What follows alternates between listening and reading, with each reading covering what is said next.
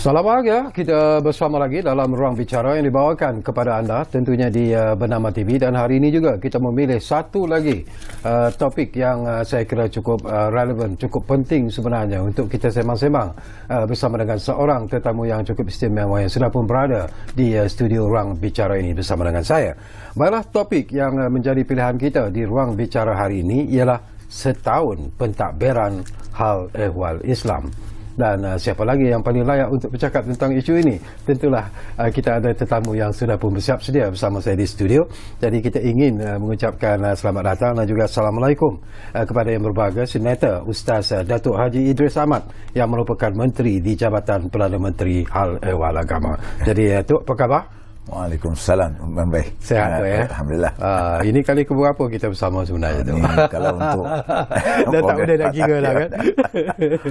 Baru ni saya datang untuk minggu lepas ni dengan radio. Oh, okey. Ini satu topik yang saya kira cukup penting dan menarik sebenarnya ya Datuk ya. Setahun pentadbiran hal ehwal Islam. Dan lebih kurang setahun jugalah Datuk dilantik sebagai Menteri di Jabatan Perdana Menteri menjaga hak ehwal agama. Tetapi kadang-kadang ada juga orang berpendapat tu ya, setahun itu bukanlah merupakan satu jangka masa yang selesa sebenarnya untuk menilai prestasi seseorang, termasuklah menteri sendiri. Tetapi dalam masa setahun apabila Datuk dilantik sebagai Menteri di Jabatan Perdana Menteri Hak Ehwal Agama, apakah Datuk merasa cukup selesa dan sekurang-kurangnya sudah dapat melihat sebenarnya vision Datuk untuk memperbaiki tentang hak ehwal agama, terutamanya agama Islam itu sendiri tu? Okey, terima kasih. Ya. Dia masa berjalan cepat. Memang pun antara tanda akhir zaman ni masa berjalan cepat. Betul.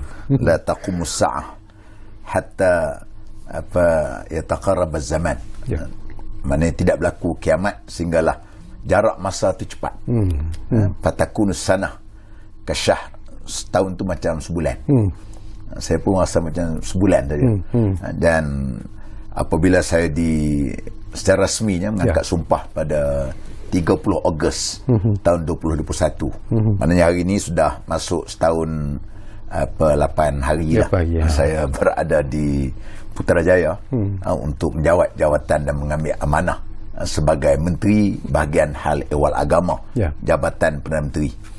Maka tentulah pada ketika saya menjawat jawatan ni, ketika waktu tu pandemik masih lagi merebak, ribu-ribu dia punya jangkitan harian. Maka tentu antara perkara yang saya ambil perhatian sangat ada dua perkara, iaitu ialah pertama ialah berkenaan dengan isu kebajikan rakyat. Ya, kita faham ketika ada yang orang panggil daripada M40 dah jadi B40, kadang-kadang T20 pun sudah jadi B40 pun ada, akibat daripada ekonomi kita tu sebagai seluruh dunia. Fenomena ni ialah merupakan seluruh dunia. Satu. Yang keduanya ialah iaitu bagaimana saya nak untuk membawa keluar rakyat daripada keresahan, daripada kesedihan kepada kegembiraan. Maka pada ketika itulah maka saya telah pun bila masuk ke pejabat secara rasminya pada 1 hari bulan September, maka saya telah membuat satu gagasan 5 insentif yang dibuat, dan kebetulan pula telah pun diberikan oleh pihak PMO Perdana Menteri sendiri yang meletakkan supaya ada dalam masa 100 hari KPI menteri ni mesti diukur. Betul. Mesti diukur. Alhamdulillah semuanya lulus belakang lah. Dan terdapat daripada 100 hari itu telah pun kita lakukan sebanyak 208 program yang telah kita laksanakan dalam masa 208 program yang dibentangkan kepada Perdana Menteri pada ketika itu. Dan sudah tentulah perkara-perkara yang kita letakkan, yang keterangkumannya dari segi orang panggil pemantapan di segi sosial ekonomi, pemantapan di segi spiritual, di segi fizikal, pendidikan, yang kita rangkumkan dalam 5 insentif itu sendiri. Dan alhamdulillah waktu itu juga kita telah menggerakkan agensi-agensi di bawah saya untuk membantu orang yang berada dalam keadaan kesempitan. Dan tentu ketika itu yang saya fikirkan supaya atas meja rakyat ni ada makan.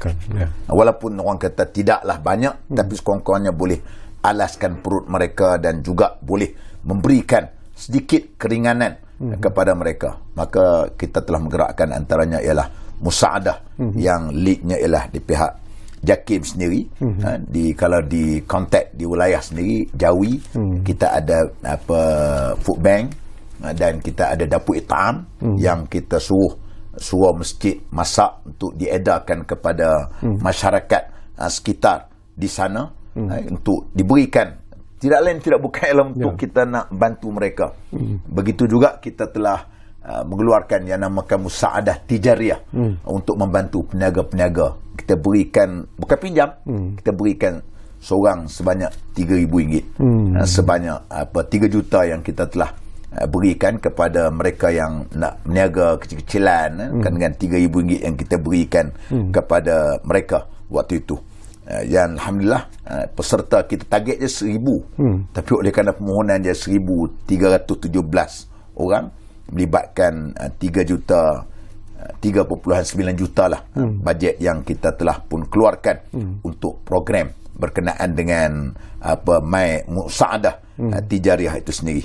Dan begitu juga dengan program My House yang dikendalikan oleh YAPIM, untuk diberikan ke rumah-rumah untuk seluruh Malaysia lah. Kita berikan satu negeri ada 1, 2 berdasarkan kepada nama-nama yang ada di pihak Majlis Agama Islam yang kita bantu untuk mereka ini dapatkan rumah, terutamanya asnaf yang dalam masa yang sama kita juga memberikan pendidikan perniagaan kecil-kecilan kepada mereka yang dapat rumah ni tadi. Apa yang bermain di hati kecil Datuk sebenarnya untuk melancarkan program seperti ini, Datuk? Terutamanya memberi tumpuan kepada golongan-golongan kita anggap sebagai golongan yang miskin, barangkali mereka yang memerlukan bantuan golongan-golongan asnaf ni. Apa yang sebenarnya berada di hati Datuk untuk melancarkan program seperti ini? Saya ni memang, waktu saya menjadi ahli parlimen pun, sifat saya memang saya suka untuk, saya jangan dari pejabat saya.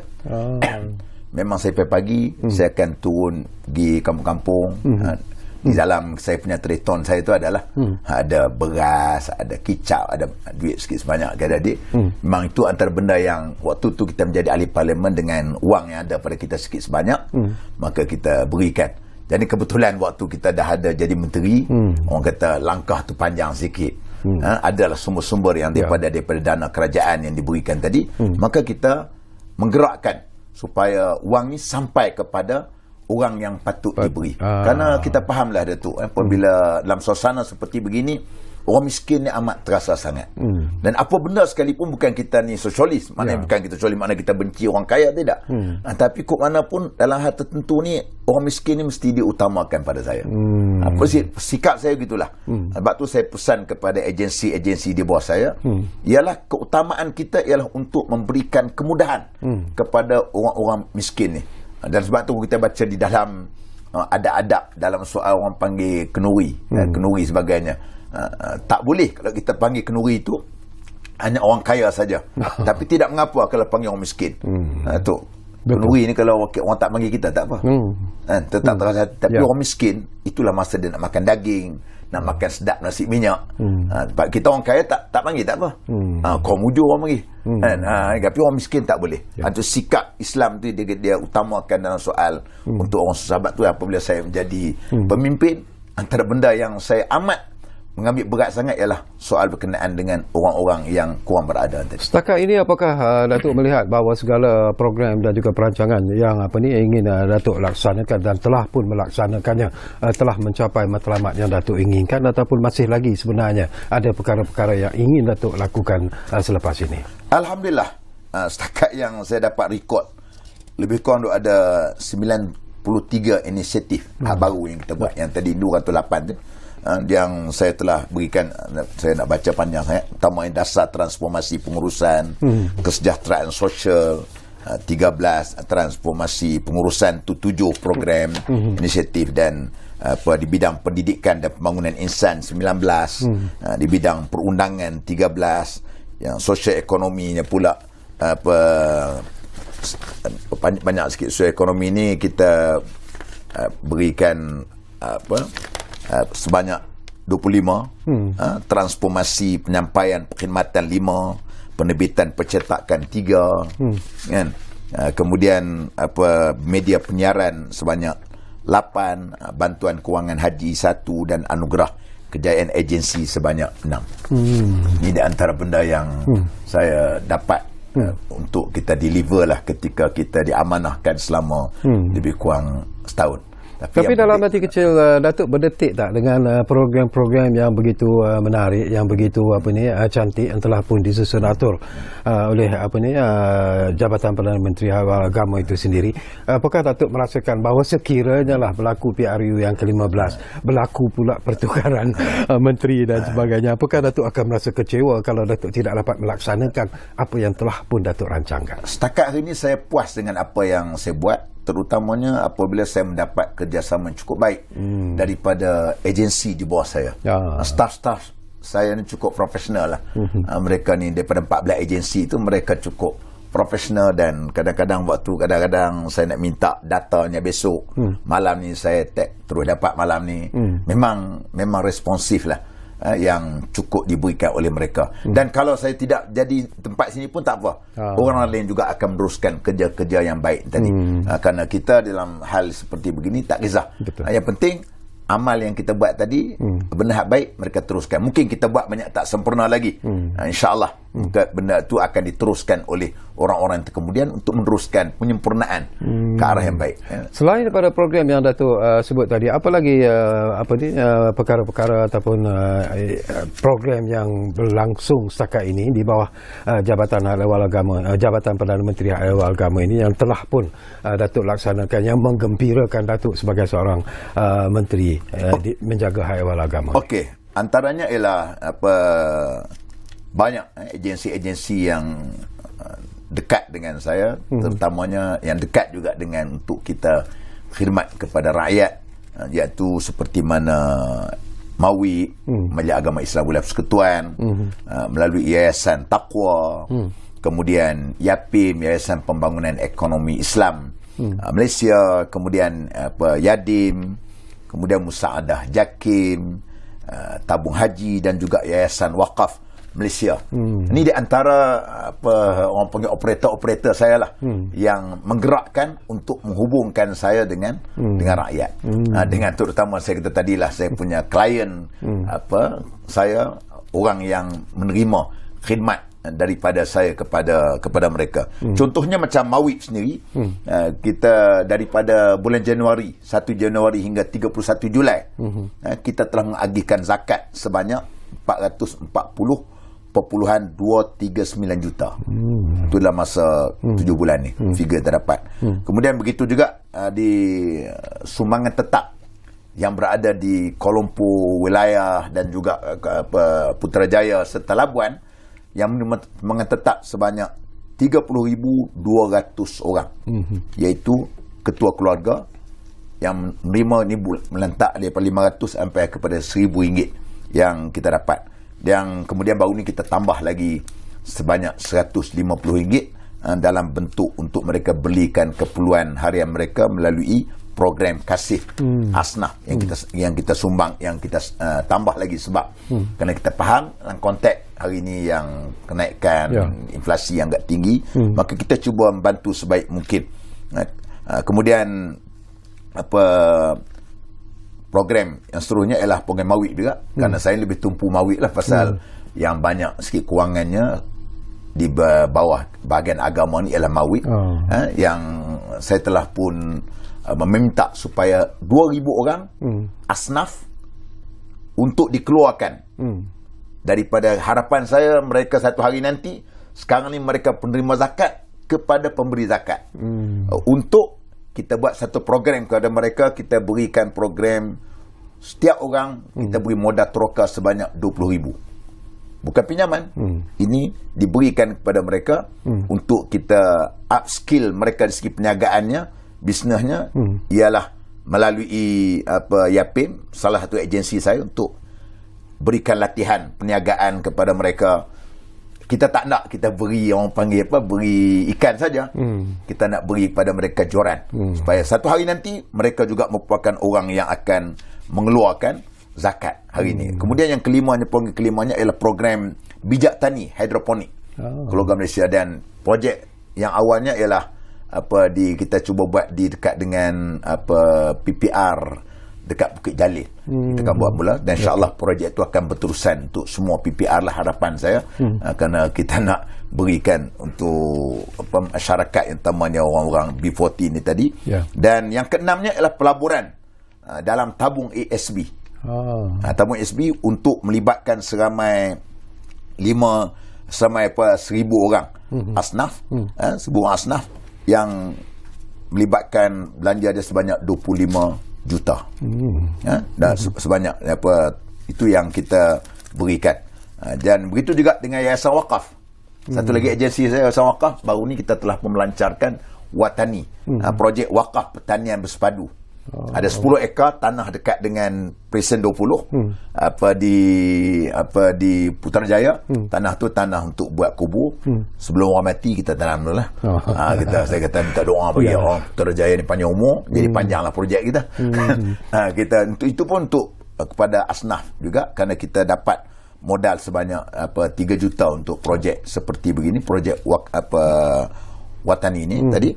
Dan begitu juga dengan tabung Cakna Armalah, tabung untuk ibu tunggal, dan IT Card CIMB Rider Entrepreneur ni kita untuk Yayasan Wakaf, untuk kita buat kepada mereka ni dengan membantu grad-grad ni, mereka nak dapat motor.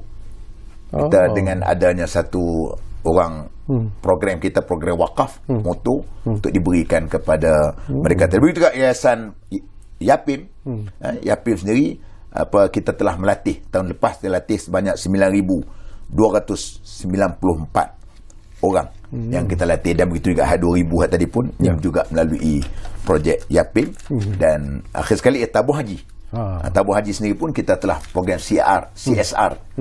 Tahun lepas saja sebanyak 20.1 juta kita berikan. Tahun ni target kita ialah 28.8 juta. Bila Datuk sebut tentang tabung haji, ini pun sesuatu yang menarik jugalah. Kita tahu selama kita menghadapi masalah pandemik COVID-19 ni, mereka yang ingin melakukan ibadah haji tidak dapat melakukannya.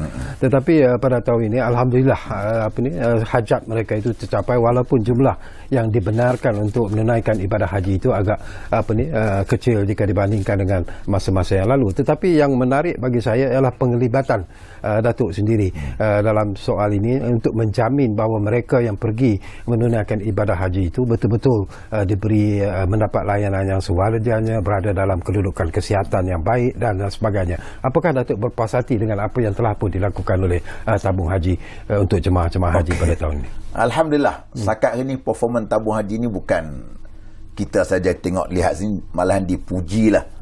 Saya pergi di dalam, pertamanya saya pergi dalam persidangan wakil-wakil daripada Menteri Haji sebelum daripada Ramadan yang lalu buat di Jeddah, dan disebut secara terbuka berkenaan dengan kehebatan yang ada kepada tabung haji. Itu satu. Yang keduanya, apabila saya pergi ke program ketika di UAE pun sama, di Riyadh pun sama. Dan akhir sekali ketika musim haji baru ni, kita ada satu persidangan haji juga, nado haji, seminar haji. Dia ambil sempurna kedatangan kita ke sana, dan saya bentang satu paper untuk menceritakan pengalaman haji, pun juga dipuji dengan secara terbuka lah. Yang paling menarik sekali tinggalkan Menteri Haji itu pergi melawat ke kemah Mina kita. Dia pergi malam. Dia pergi malam, dia kata no media, no lain. Dia memang tertarik sangat, dan insyaAllah dia bulan 11 nanti dia akan hadir ke Malaysia. Dan kita tengok sebagaimana yang kalau Datuk pernah pergi ke Mekah, kita lihat kalau dulunya memang dalam suasana orang pergi ke Mekah dalam keadaan yang tempat duduknya tak apa selesa manalah. Saya pernah pergi Mekah waktu tu duduk package tahun 2000. Package waktu tu murah, baru 11,000 lebih ya. Tapi package pun waktu tu double decker duduk, sebilik 6 orang 6 orang. Hak baru ni muasasah, bercompare dengan zaman dulu tu, muasasah tu dia punya tilam, dia belaga tilamnya. Ni sekarang ni duduk bilik hotel, sebilik 4 orang 5 orang, bilik air sendiri kan. Jadi itu pembezaan dia. Dan kita juga diberikan beberapa perkara yang amat menarik, antaranya ialah diberi pilihan kepada kita waktu baru ni. Dia kata jemaah haji ni pilih waktu bila nak pergi melontar di Mina.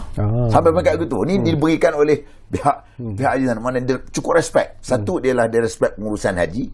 Yang keduanya, dia hormat, dia respect juga berkenaan dengan sikap yang ada kepada jemaah haji kita yang agak disiplin. Walaupun sebagaimana yang kita maklum, baru ni kita duk ingat kos haji itu mungkin dalam 25,000 saja. Kerana tahun 2019 baru ni kita punya kos jamaah haji satunya 22,900. Dan dalam andaian kita baru ni pula mungkin dalam 25,000. Minggu lepas saya jumpa dengan pihak tabung haji apabila finalnya, satu orang 30,000. 30,000 kos yang dibayar oleh tabung haji.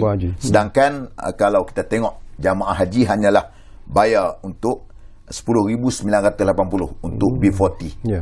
Artinya kita telah memberikan bantuan haji. Kita tak nama subsidi, kerana ini adalah daripada tabung haji.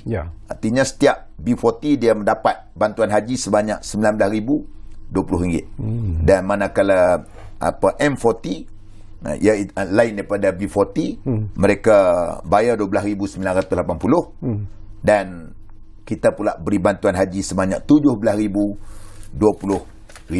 Artinya itu tabung haji terpaksa mengeluarkan lebih kurang 300 hingga 400 juta bantuan haji itu sendiri. Jadi ini satu perkara yang kita dapat lihat. Walaupun kita berusaha juga untuk memberikan bantuan haji kepada jamaah haji yang pergi ke sana. Jadi kita sepatutnya lah mengucapkan setinggi-tinggi tahniah kepada pengurusan tabung haji dan juga tahniah kepada Datuk sendiri yang memberikan tumpuan yang cukup personal sebenarnya dalam usaha untuk menjamin bahawa jemaah kita ketika itu yang berada di Tanah Suci Mekah juga mendapat layanan yang sewajarnya, dan mereka tentunya berpuas hati dengan apa yang mereka peroleh. Alhamdulillah. Tapi kita akan sambung lagi Datuk, seperti biasalah kita diarah untuk berehat dulu buat seketika, dan anda kembali semula sebentar saja lagi bersama kami di ruang bicara ini yang kami bawakan kepada anda tentunya di Bernama TV. Kita jumpa selepas ini.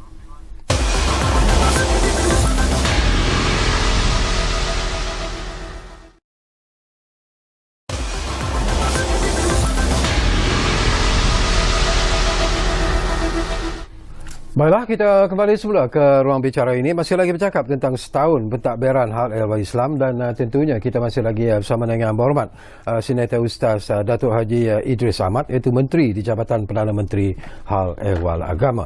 Baiklah, saya juga nak dapat komen dan juga pencerahan daripada Datuk sendirilah. Dilihat bahawa kebelakangan ini Datuk banyak memberi tumpuan kepada Mahkamah Syariah. Apa sebenarnya yang ingin Datuk sampaikan sebenarnya, Datuk? Okey, terima kasih. Dia itu adalah merupakan satu perkara yang kita faham. Sebahagian daripada untuk kita nak mewujudkan keadilan dalam masyarakat ini sudah tentulah di dalam mahkamah. Dalam sebuah negara itu kita tengok di segi judiciary, di segi eksekutif, legislatif. Ini tiga perkara yang perlu dipisahkan dan perlu ada di dalam sebuah negara.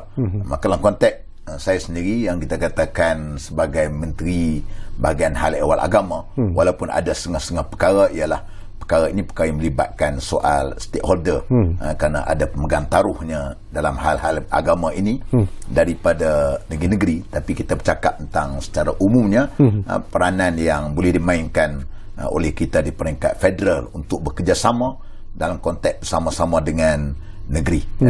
Maka antara satunya ialah kita menubuhkan jawatan kuasa memperkasakan Mahkamah Syariah, yang dipengusikan oleh Tan Sri Osman Mustafa. Dia ini bekas ketua pengarah JAKIM, yang orang yang ada banyak pengalaman, kerana kita nak lihat dalam bidang-bidang perkara-perkara yang boleh untuk kita perkasakan dalam bentuk supaya dapat melihat bagaimana aspek-aspek bidang kuasa, pemberkasaan organisasi, kompetensi pegawai-pegawai yang dilihat di segi oleh jawatan kuasa ini satu. Yang keduanya ialah kita telah pun berjaya untuk mewujudkan satu penguasaan akta profession guaman syar'i wilayah Persekutuan Akta 814. Walaupun akta ni sebenarnya akta yang sudah pun diwujudkan sejak lama lagi, sudah dibincang sebenarnya, sudah dibincang sejak lama lagi. Kita menyambung lah tugas-tugas orang yang dahulu kita tak boleh nak claim. Saya tak suka sikap itu.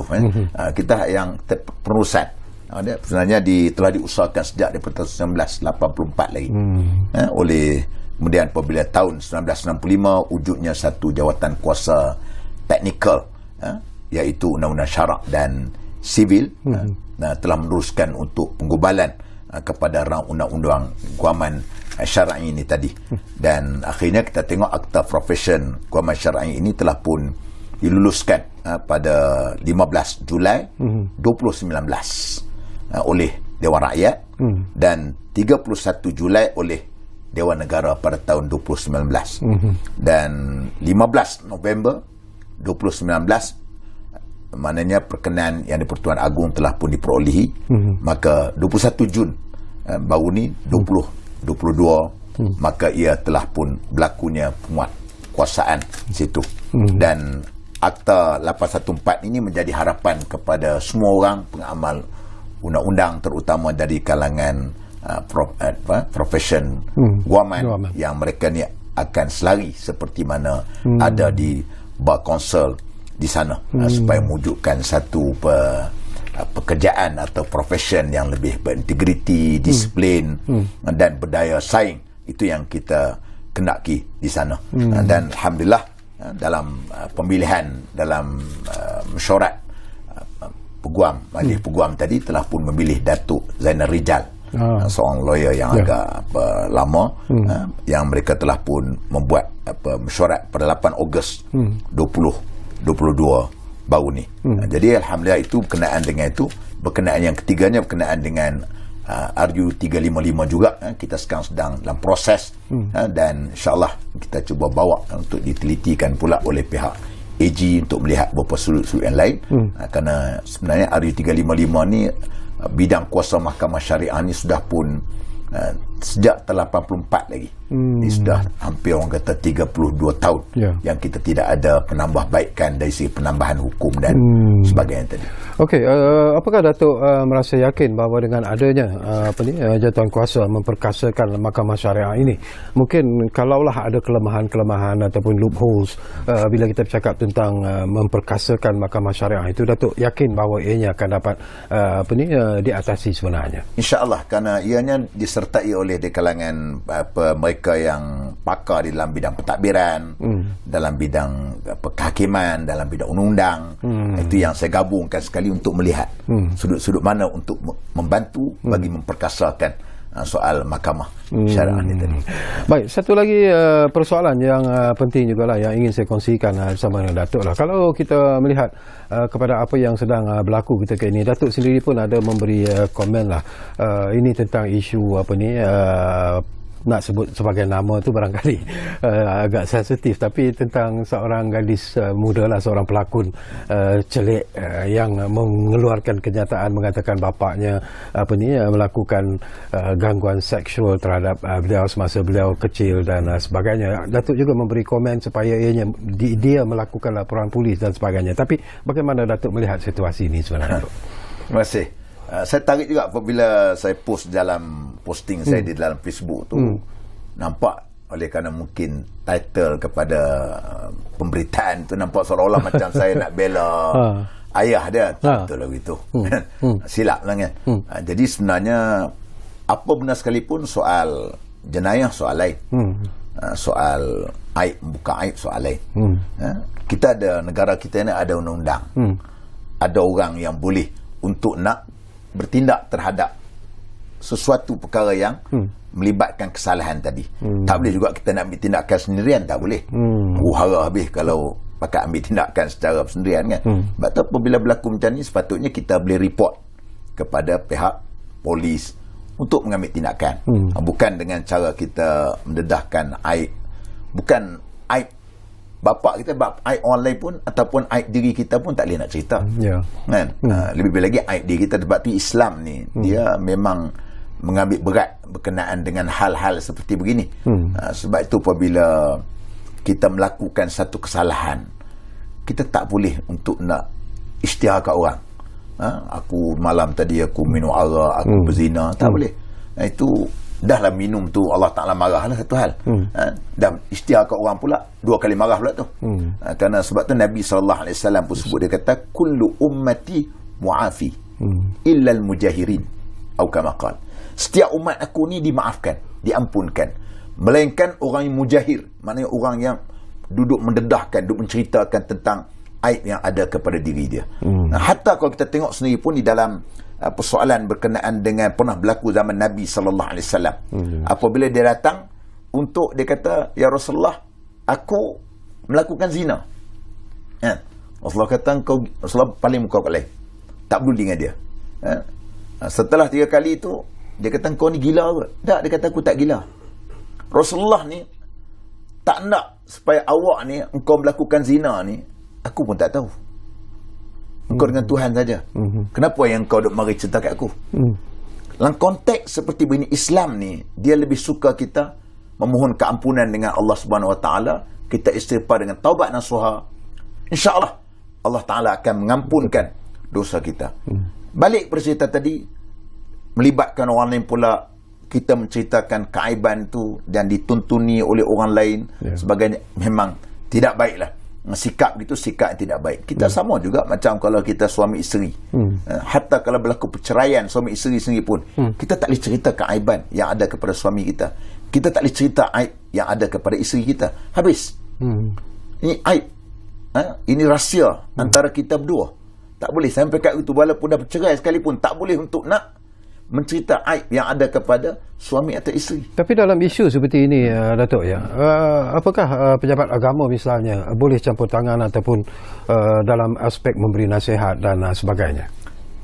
Itu perkara yang boleh diambil lah, boleh diambil perhatian. Kalau kita lihat, kalau mereka ni tinggal di mana-mana negeri, maka insya-Allah mungkin kita boleh advise supaya dia pergi ke pejabat tu nasihat. Kita pun bukan nak sikap saya tidak suka untuk orang panggil apa, nak menghukum terus kan. Kita nasihat, mungkin kadang-kadang dia bercakap dalam keadaan dia tidak sedar ataupun dia tidak faham suasana ataupun dia excited sangat.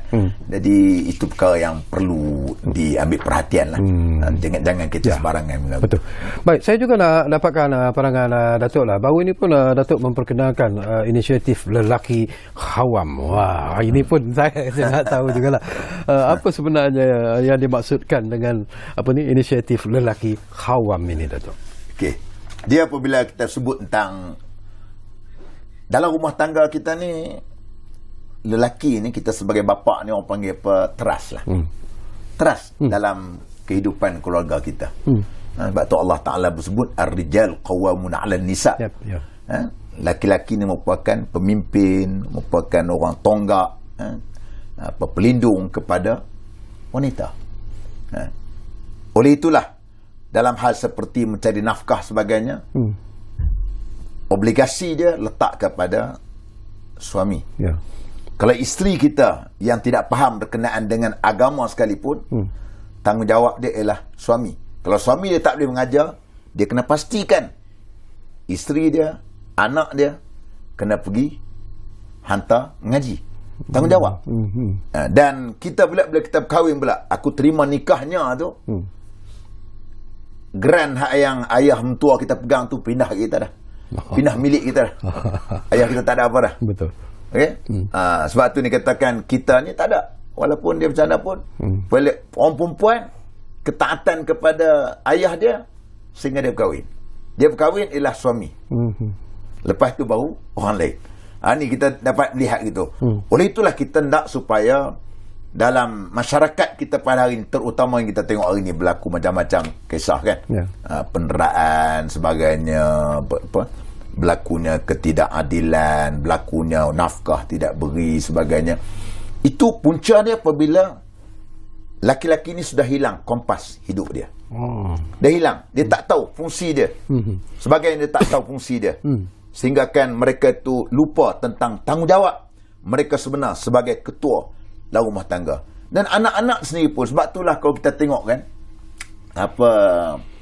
seorang ibu yang dapat menjaga anak dia, anak yatim dan sebagainya, dia apabila sebut anak yatim ni adalah anak yang kematian suami, anak yang kematian bapa, yang belum balik, tu baru nama anak yatim. Baru nama anak yatim. Ni kadang-kadang kita kata kalau dah besar macam kita ni, kalau ayah meninggal, tak nama anak yatim, tu nama anak rais yatim. Gitu. Orang kata kita dalam konteks kita sebut tadi, apabila anak kehilangan bapa, sebab tu kita tengok anak yang dipelihara oleh ibu ni cabaran besar sebagai seorang ibu tunggal sebenarnya. Anak ni dia tak pernah takut dekat mak. Mak garang macam mana pun, betul. Contoh kan kita ada mak kan, garang mak macam mana pun kita tak takutnya. Mak saya dulu pun garang. Garang tak takut. Walau orang saya buat ibarat kata kalau mak kita ni ada janggut, dia meleret sampai ke bumi pun anak tak takut. Lagi dia marah, lagi kita sayang kat dia. Lagi dia marah, kita suka kat dia. Dan kita sendiri pun sama, boleh sayang kasihnya kita dengan mak ni kita lihat. Jatuh barang kita tak sebut Allah Pak, Allah Mak. Allah Mak. Sebab tu Rasulullah pun sebut 3 kali mak baru ayah.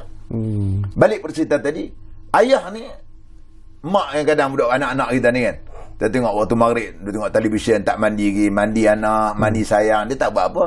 Bila balik kita ya terus berselerak mesti bilik air kan. Betul. Padahal mak tadi marah kat dia orang, menjerit supaya mandi, tak peduli. Inilah orang kata ibu ayah tu ketua dalam rumah tangga. Tapi kalau ayah ni rosak perangai dia, macam mana kita nak dapat lihat dalam keluarga yang baik kita akan dapat tunjukkan dalam masyarakat. Sebab tu tonggak kekuatan dalam rumah tangga ni mesti adanya kepada laki-laki. Sebab tu kita kenalkan lelaki qawam. Dan kita pun telah insyaAllah dia akan siapkan satu tour. Saya telah pun bersama dengan arahkan agensi utamanya JAKIM. Kita telah pun buat round table, panggil pakar-pakar sebagainya untuk kita akan jadikan satu talk of reference untuk kita edarkan juga ke seluruh negara. Dan pada tahun ini supaya saya nak supaya ada kita kenalkan untuk cari tokoh-tokoh bapa misali ataupun lelaki qawam yang ada ciri-ciri dia. Dan hari ini kita buat seminar-seminar supaya nak menjelaskan tentang hal-hal seperti begitu. Kerana kita tahu kerana runtuhnya sebuah negara masyarakat ni apabila rosaknya keluarga. Keluarga ni penting. Dalam kehidupan semasa sebenarnya, Datuk, kalau kita melihat, ialah mungkin zaman sudah berubah sebenarnya, zaman Datuk, zaman saya, mungkin ketika itu berbeza, kita besar di kampung dan sebagainya bersama dengan ibu bapa. Tetapi sekarang ini kalau kita lihat, ialah perubahan sosial kehidupan itu sendiri memberi cabaran yang cukup hebat. Bila kita bercakap tentang alam rumah tangga itu, kadang-kadang peranan bapa itu yang terpaksa mencari nafkah untuk keluarga dia, terpaksa keluar daripada pagi, balik tengah malam dan sebagainya. Apakah Datuk melihat itulah antara faktor yang mungkin menyumbang mengakibatkan berlakunya kepincangan peranan seorang suami, seorang lelaki dan seorang suami itu sebenarnya? Ya, memang untuk tanggungjawab ni kepada bapa ataupun kepada suami. Tapi kok mana pun ada asas dia dalam agama ni kukuh. InsyaAllah dia keluar dah bekerja macam mana pun, isteri kita pun kalau ada asas yang kukuh, dia pergilah bekerja macam mana pun, pergi overseas ke macam mana pun, dia masih anggap, dia mesti tahu dia adalah merupakan isteri orang. Begitu juga dengan suami ni tadi, macam mana dia sekalipun, dia tahu dia ada hasil yang dia balik tadi ialah untuk anak dan isteri dia. Kita terpaksa, macam kadang-kadang kita tengok di KL ni, kadang-kadang setengah orang terpaksa kerja double. Siang kerja sampai pukul 4, kadang-kadang malam bawa Grab, terpaksa untuk ni. Tak ada masalah. Itu memang terpaksa kita hadapi dalam suasana hari ini. Dalam suasana keadaan pemaisha ataupun kehidupan yang begitu berat, maka tentu memerlukan tu. Yang penting, betul apa penting sekalipun, baik sama ada isteri ke, mesti agama dulu. Suami pun, mesti agama dulu. InsyaAllah ada benda ni, kita akan dapat lihat bagaimana keluarga itu akan baik. Baik, Datuk, semakin menarik sebenarnya perbincangan kita ini. Tapi seperti biasalah, dah menerima arahan daripada penerbit untuk kita berehat sekali lagi dan kembali nanti. Mungkin tak banyak masa lah yang tinggal, tapi ada lagi persoalan-persoalan yang insyaAllah sempat saya kongsikan bersama dengan tetamu saya di studio, iaitu Yang Berhormat Senator Ustaz Datuk Haji Idris Ahmad, Menteri di Jabatan Perdana Menteri Hal Ehwal Agama. Kita jumpa lagi selepas kita berehat buat seketika.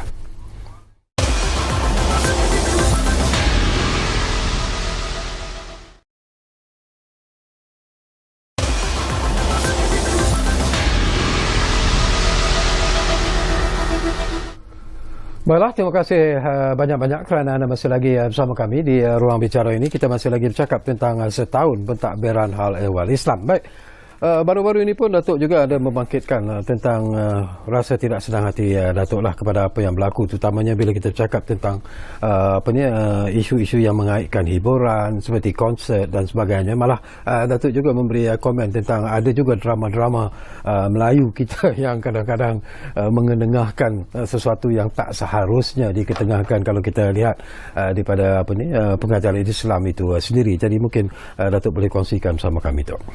Okey. Saya sebenarnya suka hormat orang seni. Sebab tu baru ni 30 hari bulan Ogos baru ni saya bertemukan di antara orang seni datang, pelakon, antaranya Imam Fatimah datang, taklah tu Soal Aslam. Saya buat di Bangi dan penerbit-penerbit daripada Astro, daripada TV3 datang untuk kita bincang. Dan pada saya ialah saya hormat kenaan dengan, kerana ini seni ini gifted Allah Ta'ala berikan kepada seorang. Betul. Dan pada saya juga ialah ini juga merupakan kadang-kadang medium untuk nak menyampaikan agama juga kadang-kadang dengan mesej dia. Mungkin orang kadang-kadang bukan semua orang boleh nak terima pengajaran tu dengan secara direct macam ni, kan, dengan kuliah qala Allah qala Rasul saja. Mungkin orang gateway dia ialah lain, melalui drama, melalui dalam konteks sketsa, melalui dialog yang kita buat dalam bentuk-bentuk video-video pendek sebagainya. Ini yang sebenarnya saya memang menggalakkan lah untuk buat. Semalam pun saya berjumpa dengan bahagian penerbitan JAKIM sendiri pun saya minta supaya perkara ni diadakan dalam bentuk dia ada mesej dia. Ada mesej dia. Saya tak nak kadang-kadang kita boleh sebut nak bercakap tentang agama ni hanya just di surau masjid, itu saja. Kita punya, bukan semua manusia yang boleh, dia nak pintu masuk, dia nak kenalkan berkenaan dengan agama ini halah melalui kuliah, melalui secara konvensional itu saja. Tetapi kita buatnya ialah dalam bentuk yang lebih supaya agak interaktif, yang boleh memberikan keberkesanan dalam konteks begitu. Maka sebab itu jangan kita anggap bahawasanya kita orang agama ni kita anti sosial, anti hiburan. Tak betul. Tidak ada masalah, memang itu di segi fitrah kita ni memang kita suka kepada itu. Tapi cuma ada had dia. Macam minum. Boleh minum. Allah Ta'ala kata apa? Kulu washrabu. Minum, makan. Tapi wala tusrifu. Jangan kau melampau. Makan makan, tapi jangan melampau. Tak boleh. Apa benar sekali dalam Islam ni, dia tak boleh. Sebab tu Nabi sebut khairul umur awsatuha. Sebaik-baik perkara ni ialah sederhana. Bukan yang orang kata secara melampau. Samalah juga apabila kita nak berlakon dan sebagainya, biarlah kita bertindak itu dengan secara sederhana. Buat sekali benda sekalipun biarlah dengan secara sederhana. Maksudnya ada mesej kita nak bawa. Apa mesej kita nak bawa? Jangan kita dah anggap, kadang-kadang kita dah boleh tengok filem, kita tahu dah ending dia dah tu. Kan? Rupa-rupanya masyarakat kita masih lagi orang yang ada intelektual, dia ada masyarakat kita ni, orang yang cintakan lagi tentang filem-filem yang ada mesej. Contoh dia macam filem Mak Kilau ni. Orang anggap macam filem ni tak boleh pergi kan. Rupanya tidak. Rupanya dia box office, kan? Tunjukkan hampir 100 juta dah nak dapat, kan? Jadi nak menunjukkan tentang masyarakat kita masih ada lagi bersikap sedemikian rupa. Jangan kita ni apabila kita sebut tu kita nak over sangat. Jadi tak kena lah. Jadi bertentangan dengan orang kata fitrah suci yang ada kepada kita sendiri. Sebab tu kalau nak buat satu perkara, biarlah kita buat tadi ada manfaatnya yang boleh memberikan kesedaran kepada orang lain. Saya sebut tadi, saya kata tadi kan, jangan kita nak anggap bahawasanya orang stereotype kita dia nak faham agama ni kuliah macam saya kuliah. Saya tidak. Ada dia punya bidang yang tertentu yang boleh dilakukan tadi. Itu drama dan juga filem. Tentang konsep tu sendiri kadang-kadang ialah sama ada kita suka ataupun tidak, kadang-kadang ialah dalam usaha untuk menarik minat penonton dan sebagainya, mereka terpaksa ataupun sengaja melakukan sesuatu yang mungkin secara sedar ataupun tidak melanggar sebenarnya akidah Islam itu sendiri, terutamanya bila konsep itu diadakan di negara kita. Yalah, ini pun satu hal juga. Walaupun kita ada sana orang kata dia sebut sebagai apa? Puspal. Puspal ni iaitu orang panggil satu badan lah yang menjadi agensi permohonan penggambaran filem asing. Persembahan artis luar negara utamanya. Dan sebab tu kita daripada situ ada wakil dari agensi saya JAKIM. Kita memang kita beri komen kita tidak bersetuju. Cuma yang lain bersetuju tak payahlah tu. Dalam konteks kita tidak bersetuju lah. Ada benda-benda yang dibuat lakukan tadi. Namun pada kita ialah macam saya sebut tadi, setiap apa yang kita lakukan tadi biarlah orang kata apa ada nilai-nilai. Tentulah kita sebagai orang agama ni ada nilai-nilai keagamaan kita dan nilai-nilai ketimuran yang ada kepada kita. Itu kita tak, bukanlah sampai hiburan, sampai benda-benda yang lakukan tadi yang tunjukkan aksi yang tidak baik sebagainya, sebenarnya itu tidak mendatangkan kebaikan kepada orang lain.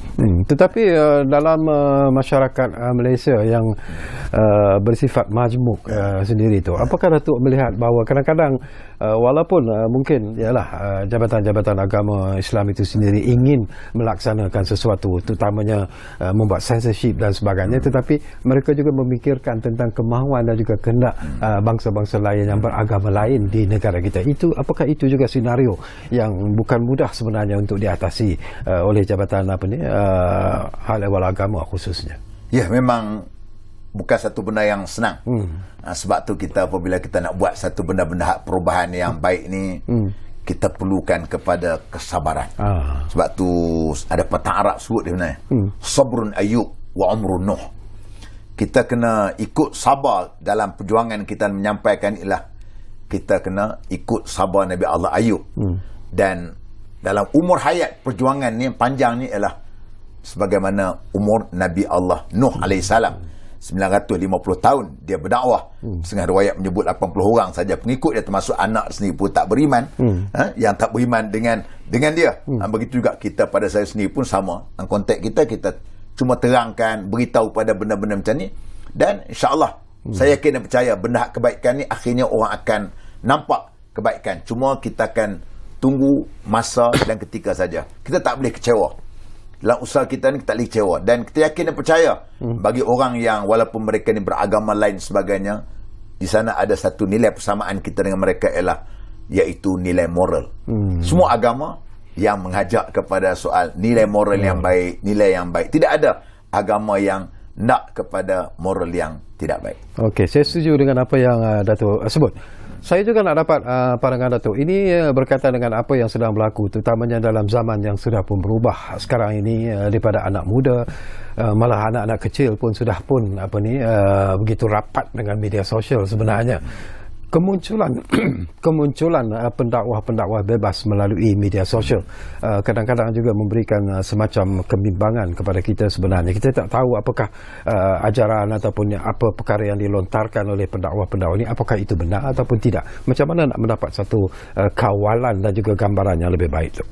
Okey, baik. Sebab tu Nabi pun sebut, dia kata ballighu anni walau ayah. Sampaikanlah kepada orang walaupun satu ayat. Daripada aku ni satu ayat. Bagus. Kita semua adalah pendakwah. Datuk Sarkawi pun dakwah juga. Maknanya kita dalam konteks kemampuan kita yang sikit sampai, itulah sebagai kita nak menyampaikan kepada orang. Sebab tu Sayyidina Ali sebut, dia kata kalau orang yang pernah mengajar kepada aku satu ilmu saja, itulah merupakan guru aku. Jadi berbalik kepada pendakwah. Tak apalah zaman hari ni dia boleh berdakwah, dia boleh cakap melalui YouTube dia sendiri, TikTok dia buat sendiri sebagainya. Tak apa. Yang penting ada ilmu. Ilmu penting. Ilmu ni pula, kita nak dapat ilmu ni kena belajar dengan, walaupun kita sebagai pendakwah kita kena belajar dengan orang yang mursyid. Guru yang mursyid, guru yang boleh beri petunjuk kepada kita. Jangan kita pun hanyalah sekadar untuk nak kita juga hanya baca Google saja. Kita pun tak pernah berguru dengan orang, kita pula nak mengajar orang, bahaya. Kita bimbang apa yang kita baca tadi tidak tepat dengan apa yang diajar oleh Nabi kita Muhammad sallallahu alaihi wasallam dan apa yang dimaksudkan dalam ajaran yang ditinggalkan oleh Nabi kepada kita. Kalau berlaku macam tu agak sukar dan payah. Sebab ini yang paling penting sekali. Nak dakwah okey. Tapi yang keduanya, sebab tu kita kata tadi kena ada akhlak lah. Akhlak antara benarnya, janganlah kita ni kadang-kadang duduk menimbulkan polemik-polemik yang menimbulkan keresahan masyarakat. Ya. Tak boleh. Kita timbulkan benda-benda soal khilafiah, benda-benda yang kita nampak seolah-olah macam tu perkara-perkara yang boleh menimbulkan kerunsingan, terutama orang yang nak dekat dengan agama. Akhirnya dia kata apa? Aku ni sebelum dengar kuliah dia ni, aku faham agama. Lepas dengar kuliah dia, aku naik pening. Jadi siapa berdosa waktu tu? Ini benda-benda perkara yang perlu kena ada adab. Sebab tu apabila kita bercakap tentang adab mengaji ni, jangan dipikir murid dia ada adab, kita guru juga ada adab. Kalau kita baca dalam kitab, dia Salikin bercerita berkenaan dengan ada adab sebagai seorang guru pun ada. Bukan saja adab sebagai seorang murid. Guru pun dia ada adab. Kita nak mengajar orang pun kena ada adab. Jangan kita tak ada adab pula. Baik, tinggal lebih kurang alamak, masa begitu mencemberui kita lah tu. 2-3 minit saja lagi Datuk. Saya tak sempat pun nak sentuh isu politik, tak apalah, itu kita bincang di lain kali.